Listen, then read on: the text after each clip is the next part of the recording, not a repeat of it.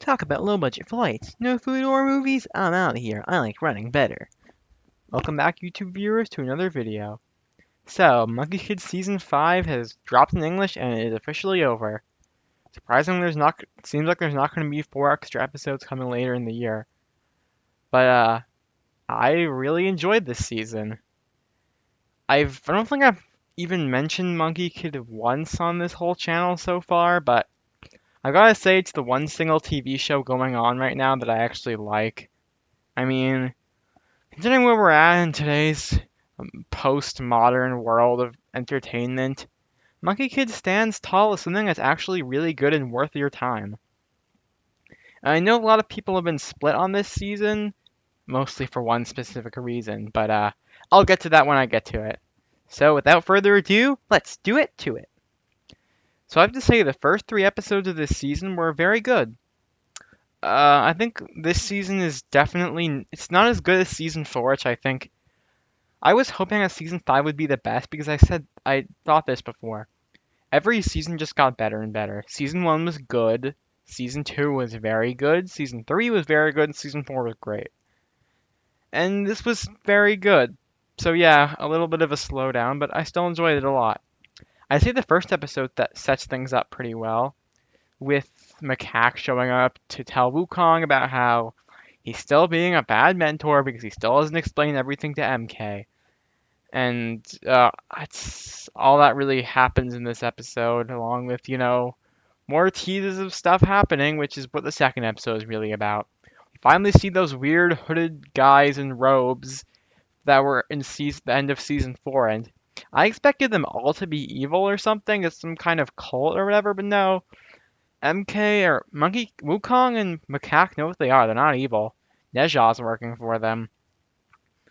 Yet they still released Azure. I'm still not entirely sure why they released Azure, but no way, only one single guy released Azure, and we'll get to him when we get to him. I'll get to him when I get to him. But I thought the second episode was really good. Got some more good jokes, some cool stuff with the 3 monkeys. And I thought I thought Macaque had genuinely, I knew he wasn't dead, but I thought something serious would have happened to him, but no, he just seemed to be fine, and I thought, are they just gonna do season 3 again, where the characters are on a road trip to find some MacGuffins? But I'd say the first episode, or the third episode, but the first episode with the MacGuffins, the 5 colored stones, was done pretty well, of just MK and Wukong instantly getting there, but MK starts to have visions about how this is going to end and all that jazz. Oh, and I like the scene where MK asks Wukong about, oh, what's her name? Whatever the goddess is called. Nawa? I don't know. Wukong says how, oh yeah, she created all the monkeys, which finally starts to feed into the idea of where did MK come from? Because that was a question from season 4 that I really wanted to get answered. And I was worried that with a question that was so interesting and so important, I was wondering if they deliver on the answer. And I'd say they did, but that's not relevant right now. Because I thought the 3 middle episodes this season were kind of dull. I mean, I liked them, especially the 4th one, but I thought the 4th episode focusing on MK having to learn to be here now, which sort of ties into the theme of this season, as well as what he learned from Wukong in the previous episode, which is to find your own path. 5 seasons in, there's still character development to be done with MK. Oh, there's only a matter of time. I hope this show doesn't go on for too long, because eventually they're going to have to start repeating his character arcs, but that's for the conclusion of this video. So I enjoyed this episode. I was surprised that I thought it'd be like season 3, where they don't just get a MacGuffin as soon as that's been set up, and they get it the next episode. The next episode, I thought it would be where it'd be spread out, and they wouldn't even start to get the actual MacGuffins until halfway through. But since this show is not repetitive, that's not what happened. Then there was the Claim to Flame episode with Red Sun. I liked it. I mean, I like Red Sun, but I really don't have much to say about this episode. It was good. That's it. I like Pigsy's scenes, though. I like how at the end of season 4, Pigsy just calls MK his son, and this season continues that with him just regularly calling him that. I like that. shows more Pigsy's character development. It's weird to see how he's come from the first season where he barely had any character, and I still liked him. He was just MK's angry boss. And then season 2 gave him 2 focus episodes that were really good, and he continues to get expanded. It's nice. Then there was the Festival Fugitive episode. I have practically nothing to say about this one. It was good. That's it. Well, I mean Yin and Jing, or Yin and Jin, as they're called here. Get it? Get a cameo, that's nice. I always like when they appear.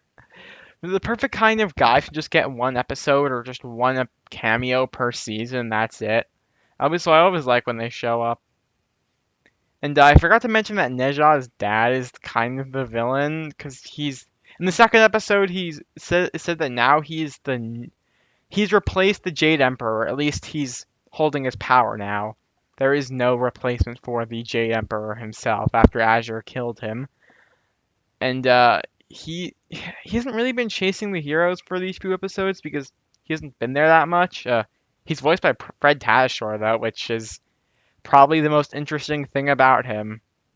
He's not a bad character. It's just he's just kind of there as a plot device. But then this season gets one spectacular finish. So in the 8th episode, we finally see the villain. As it turns out, there was one of those hooded robed guys from the beginning. He let Azure out, and he is the 100-eyed demon or something. I'm just gonna call him Tigra. If you understand the reference, you understand the reference. So Tigra reveals his super complicated origin about the sun and caves and how. Oh, this is the guy that let MK out of the rock. Because yeah, MK was hatched out of the same rock as the Monkey King. That was set up in the previous season. We already knew that. But then it goes into this, which is just. Yeah, I have to say, I really like the answer they give to MK's origin in these 3 episodes, which is he was supposed to be hatched from that rock about 1,000 years later than he actually was. He was meant to save the universe or something, and then that would end the cycle of the universe. It would be just and then it would be reset.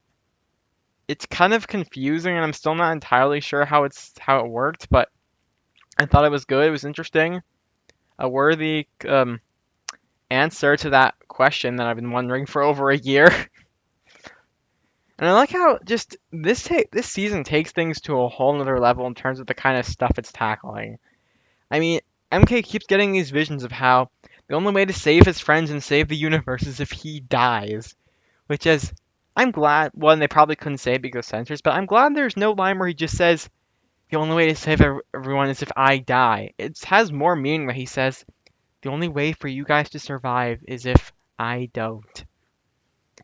And I genuinely thought Wukong was going to die in this season when he's trying to pull MK out, or trying to sacrifice himself instead, because we're 5 seasons in now. Wukong has pretty much served his purpose. He taught MK a bunch of stuff.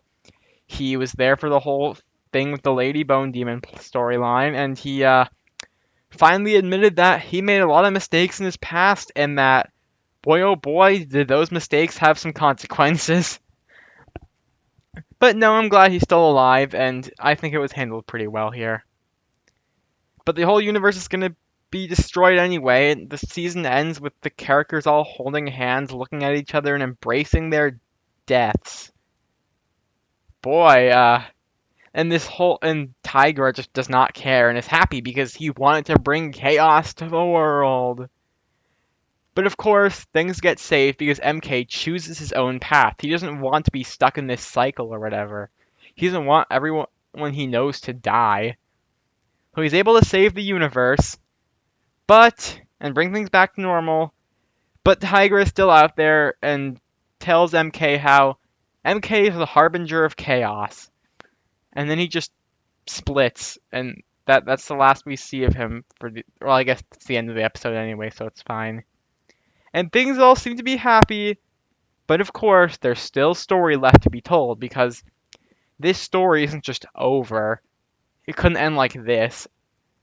We hear earlier in the episode, one of these episodes, that Tigra tells Macaque that, how do you have powers? You must have made some kind of deal.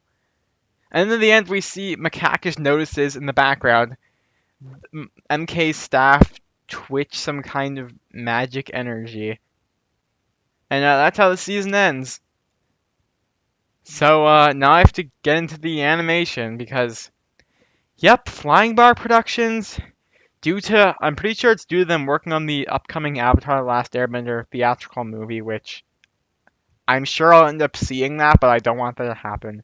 But because they're working on that, they had to leave Monkey Kid and send it to Wildbrain. And I've never been that big a fan of Wildbrain's animation. I mean, Ninjago had great animation under them, but the actual show looked very ugly. It looked so gummy and weird for some reason. Sonic Prime was very hit or miss in its visuals. I'd say this season, while the animation isn't as good, it's still the exact same art style. And the animation is still good. They did a good job. And the title of this video was Monkey Kid Season 5, Worth the Wait. Because yeah, I'm not super mad that we had to wait an entire year for this, a little longer actually, because much as I love Monkey Kid, I'm not that attached to it, and I rewatched the first 4 seasons in preparation for this a few months back, so I had my share of Monkey Kid. And now I have to finally talk about the future of the show as well as get more in depth with the villain, so I assume that Neja's father would be the villain, and I like how he gets a little scene with Neja at the end where Neja is finally able to stand up to him and say that he can't listen to him forever. He sometimes has to do things on his own because this whole thing is madness. That's a good scene. But Tiger just shows up out of nowhere in the last 3 episodes, says, which is pretty. It feels like one of those "it was me" Barry moments, but I don't know. I liked it. I thought he's a good villain. I think his entire plan of he's sort of like the opposite of the Lady Bone Demon. She wanted to destroy the world because she believed it was corrupt and full of chaos and needed to be perfect. This guy, he wants the world to end. Because he hatched MK early, because he says that MK is the harbinger of chaos. That's all these monkey people are. And that's his goal, and he, also, well, one thing I didn't understand is that he says that he knows the Monkey King, and I'm pretty sure he says that Wukong does know him too, except Wukong doesn't. Nobody knows this guy. And he gives his whole origin on how he was part of this people that lived in caves forever and thought the outside world was dangerous, and when he went outside once by himself and he saw the sun and how great everything was, and he went back to tell his people, except they didn't want to go outside still, and it made him mad or something. I do not remember. I just watched this and I do not remember if that was supposed to be a metaphor or that's what actually happened. Eh, he's still a good villain for as little screen time as this guy actually has. I mean, anyone is better than the Spider Queen in season 2, and he's better than the Demon Bull King just by the virtue of the fact that he does more. The Demon Bull King is still a good character though, and I like Matthew Mercer a lot, but he can't beat Steve Blum when it comes to who's a better voice actor. And as for the future of the show, I want season 6 to be the finale of Monkey Kid. It seems like this show is planned out in 3 season arcs, so the first 3 seasons are focused on the Lady Bone Demon overall, because that's what the weird chest that DBK was digging up was the power and spirit of the Lady Bone Demon. Season 2, she revealed herself and teamed up with the Spider Queen and created her giant bone neck at the end. And then Season 3, she was just out to finally fulfill her plan of destroying and recreating the world. Here, the whole overarching goal of this season seems to be answering what MK's past was, figuring out what it means, and what this does, how this affects him in the present, seems to be what this whole trilogy is about. And I want season 6 to be the finale because one, yeah, that's how it, 3 season arcs, that's how it should end, like that. That'd be nice. But also, I don't want Monkey Kid to become like Ninjago, where it just goes on and on and on and just gets run into the ground, and they start repeating the same ideas over and over again, and the show just gets monotonous. I don't want that to happen. I wouldn't mind if they continued sets because I've said that is that after Crystallize they should have kept making Ninjago sets, but they shouldn't have made Dragons Rising. Ninjago is over. And it's not that I hate every season after season 5, which is my favorite season in Ninjago. I think there are some really good seasons afterward, but there's definitely a dip in quality because, yeah, season 6 is bad. Season 7 is good. Season 8 is mediocre. I'm very conflicted about season 8, but season 9 is great. Season 10 is really good. Season 11 is awful. Season 12 is forgettable. 13 is really good. 14 is fine. 15 is the worst. 16 is mediocre, I guess. Yeah, see, that's just too inconsistent level of quality. I don't want Monkey Kid to fall into that trap. So I just hope that next year we can get season 6 of Monkey Kid and it'll be the finale of this show. If it isn't, I'll still keep watching, but we'll just have to wait and see what happens. So, comment down below. What did you think of season 5 of Monkey Kid? How do you think it stacked up compared to the rest of the show? That's all for now, and as always, keep on juicing.